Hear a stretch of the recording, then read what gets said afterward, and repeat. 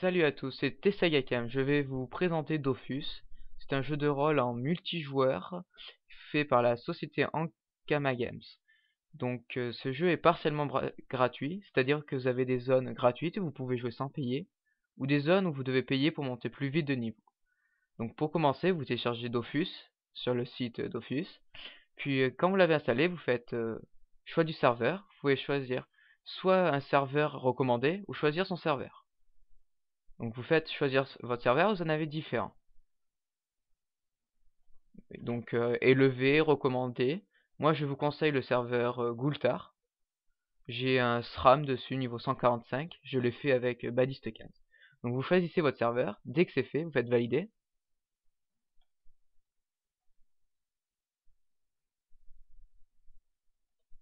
Et là vous avez différentes classes.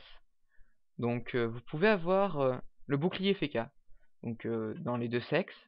Donc le FK c'est surtout un personnage de défense. Donc dans les sorts, vous avez toujours des sorts de défense. Donc armure terrestre, armure aqueuse, armure venteuse. Donc c'est un très bon défenseur. Après, vous avez les Osamodas. Ce sont des personnages qui peuvent invoquer des monstres. Donc c'est plutôt pratique quand on veut attaquer avec portée et pas perdre trop de vie. Vous avez les Inutrophes, ce sont la classe la plus chanceuse du jeu. Vous avez plus de chances de dropper des objets en combat ou en donjon. Dropper, c'est-à-dire gagner des objets. Vous avez donc le SRAM. Le SRAM, c'est l'unique personnage qui a le pouvoir d'agir en traite, c'est-à-dire qu'il peut poser des pièges ou peut se rendre invisible. Donc ce qui est assez pratique. Vous avez le Xelor, donc lui il manipule le temps. Il peut faire des attaques à portée, se téléporter, enlever des PA, des PM. PA c'est le point d'action et PM les points de mouvement. Vous avez aussi les Ekaflip.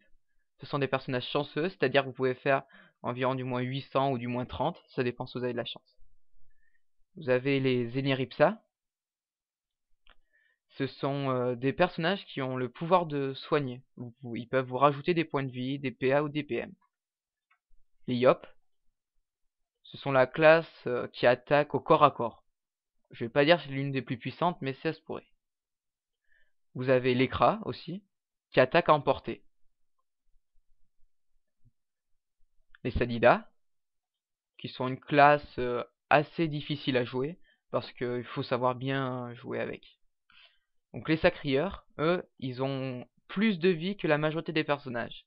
À chaque fois que vous mettez un point de caractéristique dans la vie, ça en donne 2. Donc c'est de très bons défenseurs qui peut bien récupérer les coups. Les Pandawa, ça peut être très fort parce qu'ils sont forts dans tous les éléments. Donc vous pouvez le faire multi-éléments et ce sera très fort. Les Roublards, ils jouent grâce à leurs bombes, donc attaque de portée, des pièges. Les Obals, eux ils attaquent avec des masques, donc il faut bien augmenter tous les masques. Et c'est une nouvelle classe qui vient de sortir, c'est les Steamers. Eux, la grande force du steamer, il réside dans ses capacités à contrôler le terrain grâce à leur tourelle. C'est à peu près comme les roublards, mais en plus difficile, on va dire. Donc on va s'en créer un. Voilà. Donc vous faites créer. Ah ben j'ai trop de personnages.